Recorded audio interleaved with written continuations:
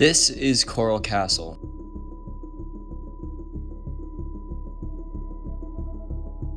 A site that leaves a lot more questions than it provides answers. The site was constructed by Latvian immigrant Edward Skalden, who supposedly built the site as an ode to a spurned lover from his hometown of Riga in Latvia, but even that is shrouded in inconsistencies and debate.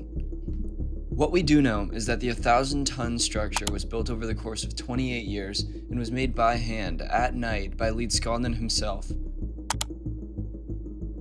When asked how he did it, he only said that it's not difficult if you know how, and also that he had discovered the secrets of the pyramids. What these secrets are, however, is known to nobody except Skalden himself. This paragraph from a Detector.com article details his process, saying, "The only eyewitness sighting of him working include 2 teenagers who said the blocks seemed to float like helium balloons. Others saw the equipment he used, which included a tripod of logs and rope to lift the blocks. It was said they didn't think the logs or rope would be anywhere near close to strong enough to lift the blocks. One thing that was unusual about his setup, at the top of the tripod was a small black box which Skalden claimed was a perpetual motion holder." It's important to note that while the existence of a perpetual motion holder would help explain how the castle was built, it would simultaneously destroy any understanding we have about the laws of thermodynamics and the conservation of energy, so this explanation is unlikely to say the least. Nonetheless, Skalden was able to manipulate Coral Castle, which is actually made up of oolite limestone, relatively easily, even going so far as to move the entire castle 10 miles north from its original location in Florida City to where it lies now, but even this comes under mysterious circumstances. He hired a local truck owner, and with characteristic secrecy, politely asked the man to step around the corner. The truck would be loaded in just a minute.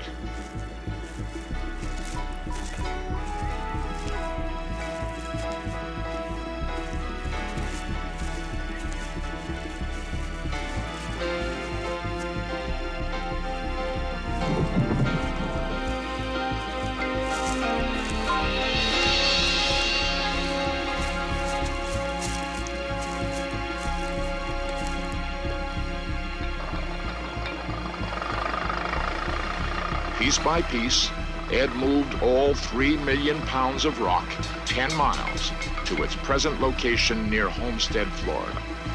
As usual, no one ever managed to see how he lifted the giant rocks, which weighed up to 30 tons apiece. So yeah, needless to say, there are still some questions surrounding Skalden's methods, and none of the potential solutions make complete sense. Obviously, the most likely scenario is that he built the castle manually over the course of the 28 years, but even this theory begins to crumble when considering the fact that the vast majority of the castle was constructed in just under 10 years, which would have been a nearly impossible time frame for the 100-pound tuberculosis survivor. So then we go back to the potential of a solution that we don't have the ability to easily understand, which of course is unlikely on its face, but it also just doesn't really make sense considering Skalden himself. You see, the man wanted recognition and fame. He even ambitiously titled a moral education book he wrote, "A Book in Every Home," showing just how widespread he believed his ideas and thoughts deserved to be. So, entertaining the idea that he did have a perpetual motion device or something similar, why didn't he share it or profit off it? Well, in Jack Heffron and Rusty McClure's book, Coral Castle, The Mystery of Edward Skalden and His American Stonehenge, they propose an intriguing explanation, saying, "There are those who believe that Ed was targeted for suspicion by the US government because of a patent he had applied for in the 1930s. Conspiracy theorists believe that the perpetual motion generator, which could supply the world with free energy, would have undermined the utility of oil companies, and for that reason the patent was not granted. Don't get me wrong, I'm all for entertaining conspiracy theories where the culprit is oil and gas companies trying to protect their profits, but for this one, the timeline just doesn't really make sense to me." Leedskalnin applied for a patent in the 1930s, whereas Coral Castle wasn't completed until 1951, meaning there was at least 12 years that the US government was aware of this supposed perpetual motion device, but continued letting him build his castle in relative obscurity, even though if news got out at any point, it would immediately make international headlines. It doesn't make any sense. So what does make sense? I think I have to lean towards the most plausible explanation being years and years of manual labor, but even then, we really need to remember Leedskalnin's size. He's about the same height and weight as the average 11-year-old boy in America today, so even that explanation beggars belief a little bit. Not to mention there was this section in this documentary from the 1960s that shows the difficulty, even with the modern technology of that time, to manipulate such massive rocks. Then, the test. Using a 600 horsepower crane, could they lift the rock?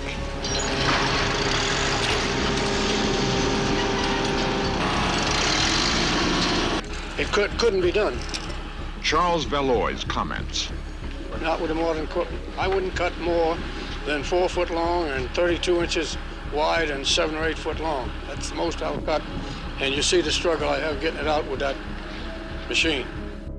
In researching this video, I was really hoping I would get to a solution that makes the most sense and is completely airtight, and while I do still think I have to err on the side of it was just years and years of manual labor, again, the size of an 11-year-old boy, I mean, that is insane.